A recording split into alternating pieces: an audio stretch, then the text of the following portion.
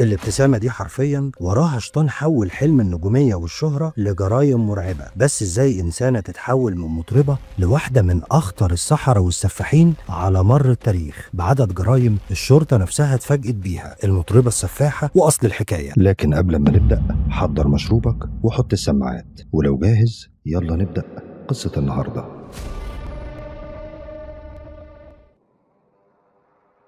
قضية النهاردة من ماليزيا، وفي قرية من القرى الفقيرة هناك تبدأ قصتنا مع مازنة إسماعيل اللي بدأت حلمها بالغنى وتحول بعد كده لسحر وإجرام. الصحف وقتها أطلقت عليها فنانة بدرجة سفاحة، وقصتها تعتبر واحدة من أبشع القصص اللي ممكن تسمعوها في حياتكم. بس في الأول وكالعادة خليك فاكر إن بسرد عليك الأحداث بأدق تفاصيلها عشان أعيشك كل لحظة فيها، وإن الغرض مش الإطالة.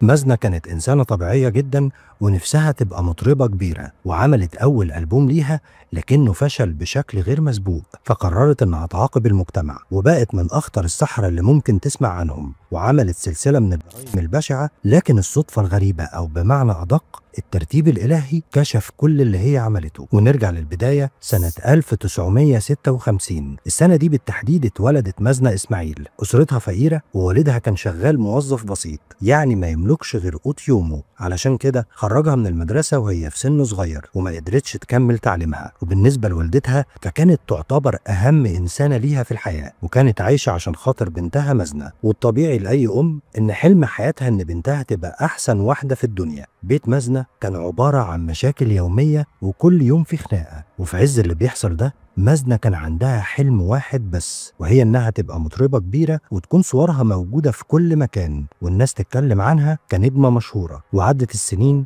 وكبرت مازنة وبدأت تنزل تشتغل في مصنع عشان تحسن من دخلها هي ووالدتها، لأن في الوقت ده والدها كان اتخلى عنهم وساب البيت. وفي يوم صاحب المصنع واللي اسمه محمد فندي كان بيمر على العمال وشاف مازنة واقفة بتشتغل، لفتت نظره فقرر انه يروح ويتكلم معاها ويتعرف عليها اكتر.